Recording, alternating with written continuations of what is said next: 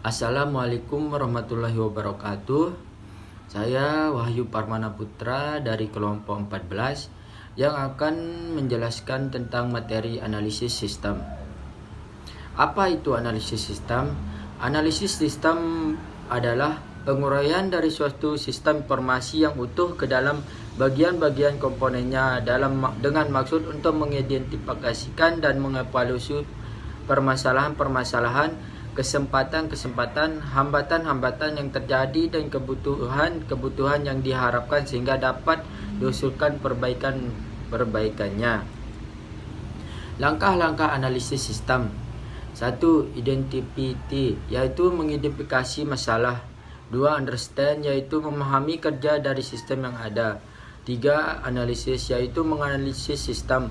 4. Report, yaitu membuat laporan hasil analisis. Mengidentifikasi masalah. Tugas yang harus dilakukan analisis sistem adalah 1. Mengidentifikasi penyebab masalah. Analisis sistem harus mempunyai pengetahuan yang cukup tentang aplikasi yang sedang dianalisis. 2. Mengidentifikasi titik keputusan. Titik keputusan menunjukkan suatu kondisi yang menyebabkan sesuatu terjadi. 3. Mengidentifikasi personel kunci. Identifikasi personel kunci ini dapat dilakukan dengan mengacu pada bagan alir dokumen perusahaan serta dokumen deskripsi kerja. Memahami kerja sistem. 1. Langkah ini dapat dilakukan dengan pelajari secara rinci bagaimana sistem yang ada beroperasi. 2. Analisis sistem perlu mempelajari apa dan bagaimana operasi dari sistem yang ada sebelum mencoba untuk menganalisis permasalahan, kelemahan, dan kebutuhan pemakai sistem untuk memberikan rekomendasi pemecahannya. 3. Sejumlah data perlu dikumpulkan dengan menggunakan teknik pengumpulan data yang ada, yaitu wawancara observasi, daftar percataan, dan pengambilan sampel.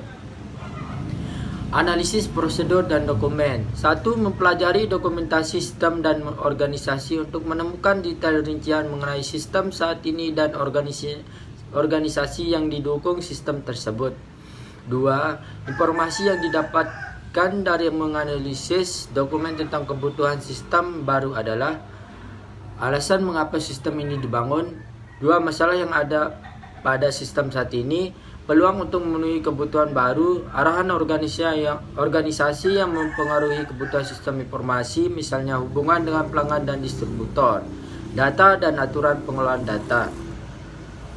Sistem dukungan kelompok. 1. Sistem dukungan kelompok atau group system support didesain khusus untuk mengurangi beberapa masalah dan pertemuan secara berkelompok. 2. Agar setiap pertemuan atau rapat memiliki kontribusi yang sama, maka setiap anggota kelompok mengetik komentar ke komputer dan bukan berbicara langsung. GGS diatur sehingga semua anggota grup dapat melihat apa yang diketik oleh anggota lain. Sekian dari penjelasan tentang materi analisis sistem.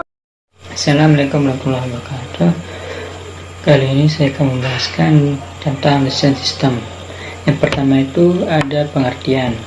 Desain sistem dapat diartikan yang pertama tahap setelah analisis dari siklus pengembangan sistem. Pendefinisian dari kebutuhan fungsional. Persiapan untuk rancang bangun implementasi. Mengembangkan bagaimana suatu sistem dibentuk dan berupa penggambaran, perencanaan, dan pembuatan sketsa atau pengaturan dari beberapa elemen yang terpisah ke dalam satu kesatuan yang utuh dan berfungsi. Dan yang terakhir, mencakup konfigurasi dari komponen-komponen perangkat lunak dan perangkat keras dari suatu sistem. Yang kedua, ada tujuan. Tujuan dari desain sistem yaitu membuat spesifikasi rinci dari solusi berbasis komputer. Kedua, untuk memenuhi kebutuhan kepada pemakai sistem. Dan yang ketiga, untuk memberikan gambaran yang jelas dan rancangan bangunan yang lengkap kepada pemrogram komputer dan ahli-ahli teknik lainnya yang terlibat.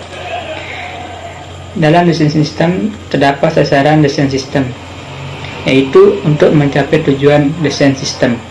maka analisis sistem harus dapat mencapai sasaran-sasaran sistem sebagai berikut. Yang pertama, desain sistem harus berguna, mudah dipahami, dan nantinya mudah digunakan. Yaitu data harus mudah ditangkap atau metode-metode harus mudah diharapkan dan informasi harus mudah dihasilkan serta mudah dipahami dan digunakan. Yang kedua, desain sistem harus dapat mendukung tujuan utama perusahaan sesuai dengan yang telah didefinisikan pada tahap perencanaan sistem yang dilanjutkan pada tahap analisis sistem. Sasaran yang ketiga itu sasaran desain sistem itu harus efisien dan efektif untuk dapat mendukung pengelolaan transaksi, pelaporan manajemen, dan pendukung keputusan yang akan dilakukan oleh manajemen. Dan yang keempat, desain sistem harus dapat mempersiapkan rancang bangun yang terinci untuk masing-masing komponen dari sistem informasi yang meliputi data dan informasi, simpanan data, metode-metode, dan perangkat lunak. Dalam desain sistem ada yang terlibat, yaitu desain sistem dilakukan oleh analisis sistem, personel lain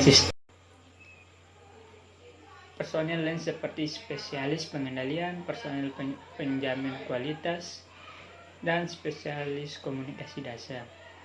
Dan ada pemakaian sistem, yaitu mengkaji ulang komponen sistem informasi yang didesain, misal mengkaji letak layout dari semua laporan dan bentuk tampilan layar terminal. Sekian dari penjelasan tentang materi analisis sistem. Mohon maaf atas kekurangannya. Terima kasih. Wassalamualaikum warahmatullahi wabarakatuh.